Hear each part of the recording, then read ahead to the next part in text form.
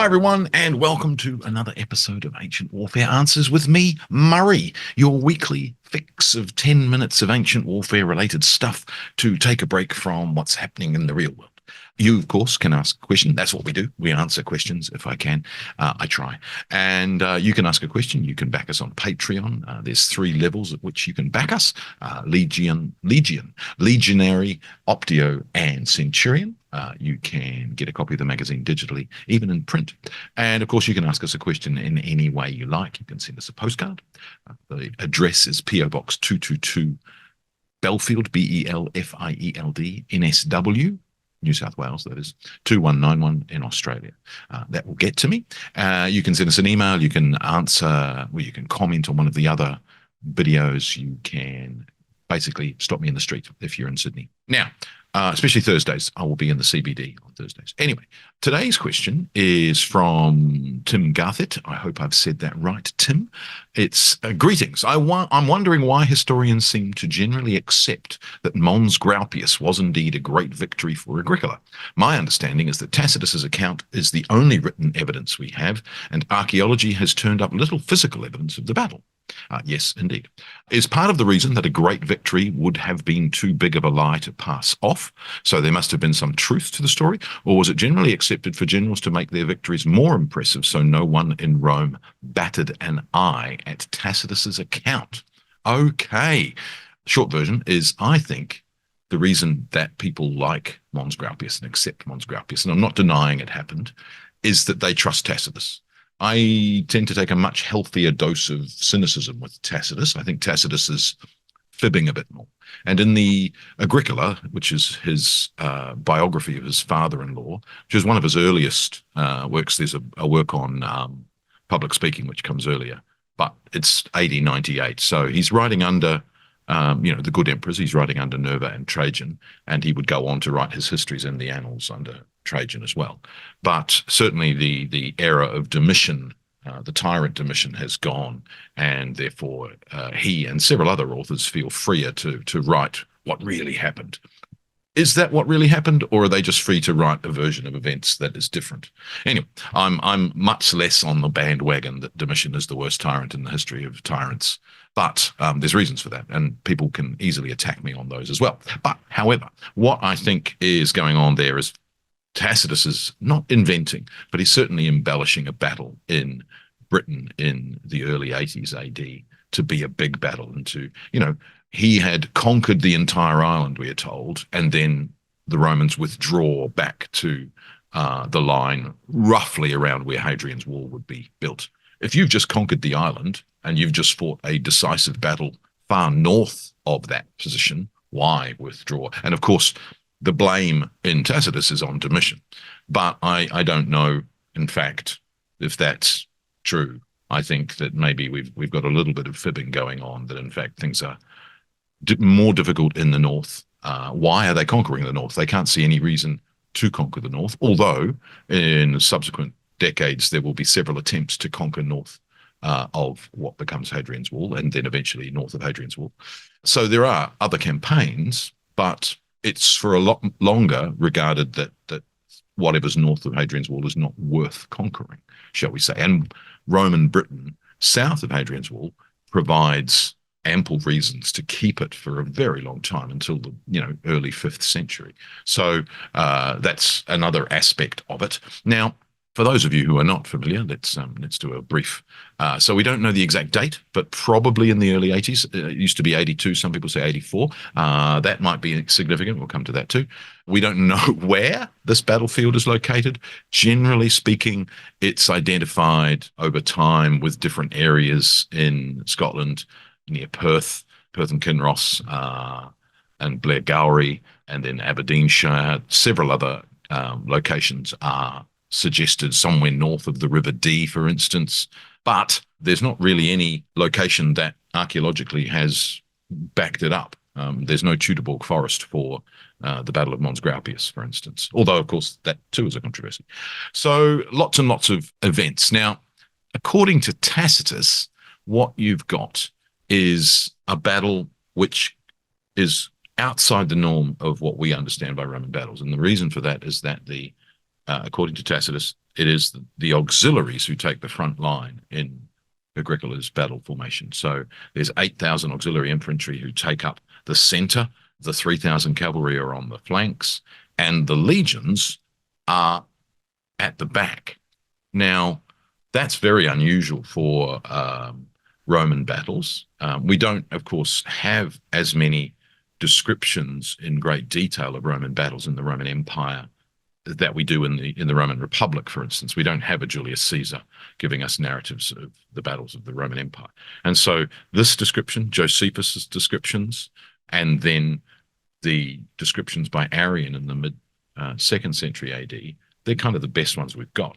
And then we have to wait until Ammianus Marcellinus in the late 4th century before you get similar detailed battle accounts again. And that's really frustrating. The peculiar thing about that then is this is a formation that is not at all standard according to our understanding of how the Roman legions deploy with auxiliaries. Normally the Roman legions are in the middle, the auxiliaries are on the flanks, and then the cavalry are on the outside flanks of that.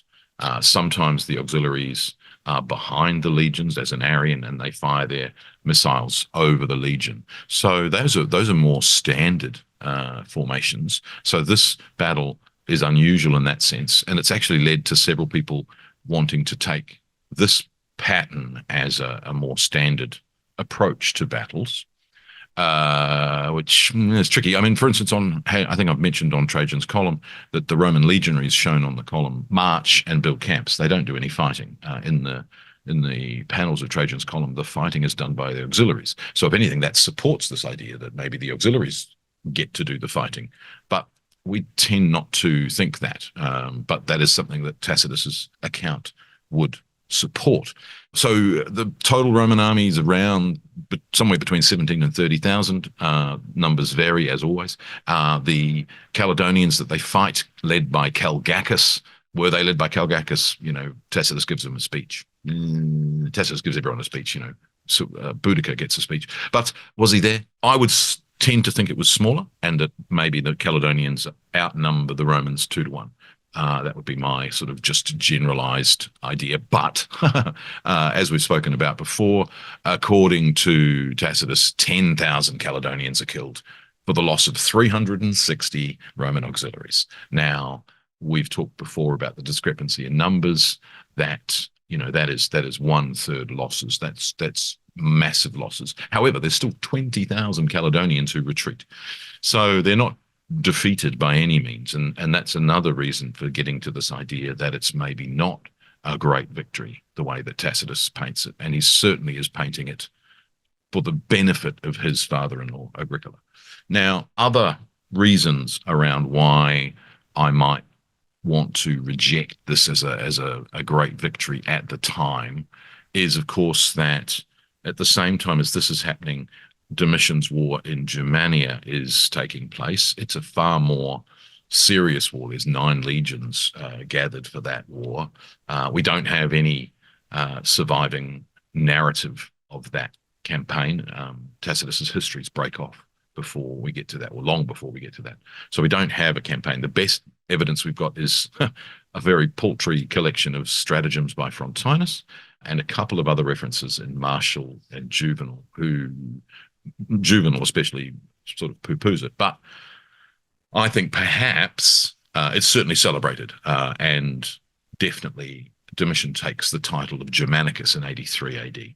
And so it's the big victory of this time. And I think partially what Tacitus is doing is redressing the balance in favor of his father-in-law and making the argument that this battle in Britain, which conquered the whole island, is fought at the same time. But Domitian does not take the title Britannicus.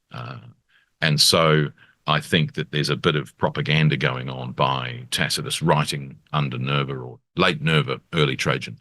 So I don't actually even know if this was I'm not denying it was a battle. I'm not denying it was a victory. I'm just denying it was the culminating great victory that Tacitus tells us it is. So I think there is a bit of Tacitus is the only account to survive. It's one of the very few battles we've got.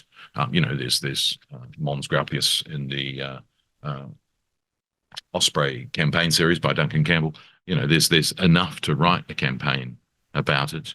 I think there's also a little bit of, dare I say it, Agricola versus Frontinus politics going on, and Tacitus does enter into that in the Agricola and elsewhere. He's very quiet on Frontinus, and yet Frontinus is one of the great generals of the age. You can see my previous podcast.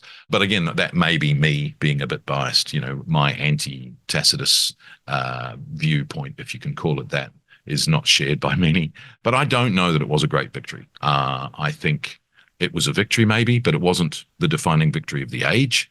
So there's no reason to doubt it. But I think that at the time there would have been many other victories being pronounced and surviving in literature, just they don't survive for us. And, it's also, there's that issue of the picture of Domitian as you don't celebrate your victories because Domitian will get jealous of you, which is particularly hard to reconcile with someone's career like Frontinus, who doesn't get, sidelined and goes on to great glory after Domitian. So no one else seemed to hold it against him either, except maybe Tacitus. So my particular view is, I don't deny there was a battle. I don't deny that it was a victory. I do question whether it was the great victory that Tacitus tells us and that the island was all but conquered, because it's abandoned. And, other evidence that Domitian doesn't take the title of Britannicus. So clearly it wasn't thinking that the entire island had been conquered. So, all of those sorts of things make me wonder whether it was a great victory. And sort of Tacitus is overplaying the accomplishments of his father-in-law, which I think has had a long legacy of giving Agricola credit for a lot of things in Britain that were not his responsibility. So I think Petilius Cerealis and Frontinus were responsible for some of the things that Agricola is given responsibility for, and maybe even others whose names we don't know after Agricola, for instance. So I hope, Tim, that answers your question, and I'm sorry if I have stirred the pot slightly, but you can join me again for another episode of Ancient Warfare Answers. See you then. Bye.